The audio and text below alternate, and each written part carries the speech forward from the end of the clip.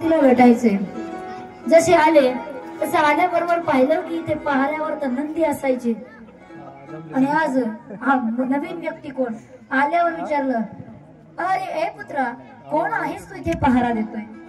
त्या मुलानं सांगितलं, एका माझ्या आईनं मला तिच्या स्वतःच्या अंगाच्या उटीपासून तयार केलंय आणि माझं नाव गणेश आहे आणि माझं काम इथे पहारा देण्याचं आहे, म्हणून मी इथे उभा आहे. म्हणे मग पार्वतीला मला भेटण्याची इच्छा आहे तर मला आतमध्ये जाऊ दे.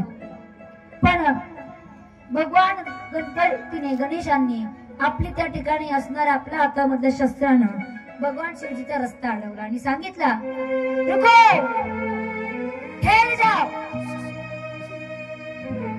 आपको अंदर जाने के लिए अनुमति मैया ने नहीं दी है, इसलिए आप मैया के अनुमति के बिना आप अंदर जा नहीं सकते. आपको रोका गया है और यदि आपने मैया की अनुमति मानी नहीं तो आपसे मुझे युद्ध करना पड़ेगा. भगवान शिवजी ने हट्ट धरला. अरे 5 वर्षाच्या बालका, अरे काय बोलतेस? अरे मी पार्वतीचा पती आहे, पती. कळतंय का तुला? तुला एका सामान्य माणसाशी बोलत नाहीये. अरे देवांचा देव मी महादेव आणि तू माझ्याशी वार्तालाप करतोय, माझ्याशी युद्ध करेल?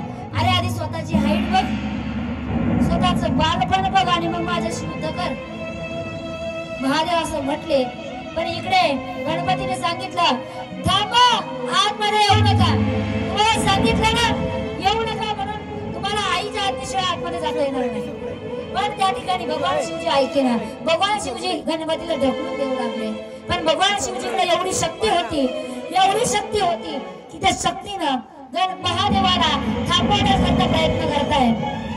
महादेवाला थांबवण्याकरता पूर्ण बळाने त्या ठिकाणी गणाने प्रयत्न करताय. सांगताय, थांबा महादेवा, तुम्ही देवांचे देव जरी असेल ना तरीही मला जे कर्तव्य दिलंय, मला जे काम दिलंय ते मी पाळेल.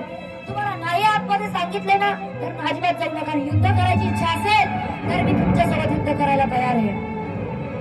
मी एकदम तयार आहे. महादेव ते म्हटले, तयार आहे तर चल युद्धच करू. पाहू तुझी शक्ती कुठपर्यंत पोहोचते, पाहू तुझ्या मैयाची शक्ती कुठपर्यंत. दोघांचं युद्ध चालू झालं आणि जसं युद्ध चालू झालं तसं भगवान शिवजीने आपल्या हातात त्रिशूळ घेतलं आणि रागानं थांबवलं. पण त्यांच्यासोबत युद्ध करता गणपतीच्या मानेवर त्रिशूळ ठेवलं आणि गणपतीचं शिर धडाविरहित केलं आणि गणपतीचा शिर धडाविरहित करून गणपतीला त्या ठिकाणी नाही केलं. जसे गणपती त्या ठिकाणी धारातीर्थी पडले तर शिर एकीकडं, धड एकीकडं, त्या ठिकाणी दोन्हीही बाजूला पडले. जसे बाजूला पडले तसे त्या ठिकाणी हाहाकार झाला, महाप्रलय निर्माण झाला, उत्पत्ती निर्माण झाली. नद्या सुद्धा आता खवळलेल्या आहे, महाशक्ती सुद्धा आता निर्माण होणार. वृक्षवेली सुद्धा रागाने क्रोधाने हटताय.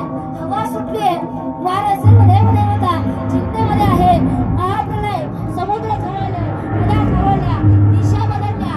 नवग्रहांनी सुद्धा आपली कर्तव्य कर्म बिघडवली. भूमिका सर्व देवदेवतांनी बिघडले आणि सर्व देवदेवता त्या चिंतेमध्ये पडले. पार्वतीला कळालं की अरे तुमचा माझा मुलगा पडलाय. पार्वतीला पाहिलं तर माझा बाळ पडलाय म्हणून भगवान शिव शंकराशी वाद करताय.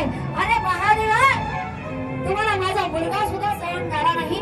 अरे तुमच्या माझ्या हजारो देवगण आहे, शिवगण आहे आणि माझ्या संरक्षण करणारा माझा मुलगा आज तुम्ही माझ्यापासून हरवलाय. अरे धिक्कार असू दे तुमच्या शक्तीला, धिक्कार असू दे तुमच्या महादेवपणाला. गणपती मैया उठवत आहे.